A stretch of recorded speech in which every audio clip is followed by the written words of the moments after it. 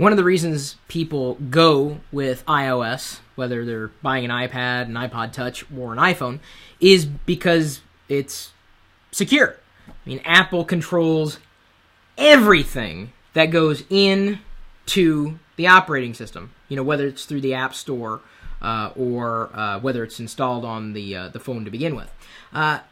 You can, of course, install apps on your own.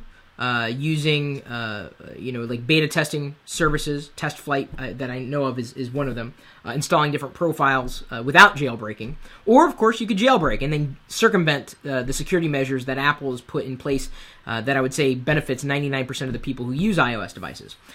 Android's been different, and Google's taken a completely different approach. Some would argue that this is open. And, of course, in being more open, they're also opening up potential attack vectors. Android is secure as an operating system, probably no more or less secure than iOS, but it's easier to circumvent the security measures put in place when you're using an Android device versus iOS. So my question to all you Android users, everybody's watching, because I'm not passing judgment at all, do you use mobile security software for your Android devices? Something that could monitor what you're doing on the device, making sure you're not installing the wrong things. Do you ever need to make sure that, let's say, your apps are backed up? I mean, that's, I guess, in the range of security. So if something happens, you could always restore. Could you possibly have a need for safer web browsing? And if that's the case, I would say that mobile security software could be just as useful on any device, whether it was Android, iOS, or Windows Phone 8 or 7. Sorry, I'm sure it's going to be called Windows Phone 8 at some point in the near future. See, Jamie Bouch uses security on Android.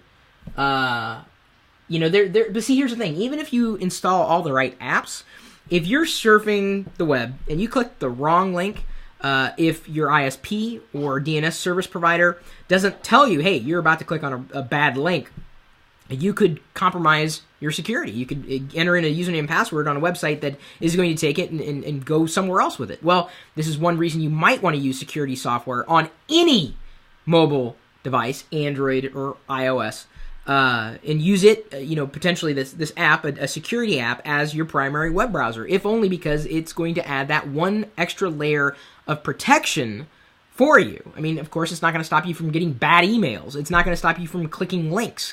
You're going to do that anyway. Hopefully, you're not just tapping and pointing willy-nilly, and certainly I would make sure that you were entering in any kind of information through legitimate apps. That's probably the biggest thing I would be worried about with now it's called Google Play, used to be the Android market. That marketplace of apps, you could have 74 apps that all look official, but only one of them is. Android, or I should say Google, has done a fair job at cleaning up as much as they possibly could while still maintaining an open marketplace, but that's something which iOS users won't put up with at all, and a few have certainly snuck through their gates at some point, and they cleaned them up pretty quickly. Okay, let's see. Running a security app. Degrade performance on a newer dual-core devices. Won't notice it, but on my single-core phone, too much lag. Fair enough. Well, here's a question for you. How much is your security worth?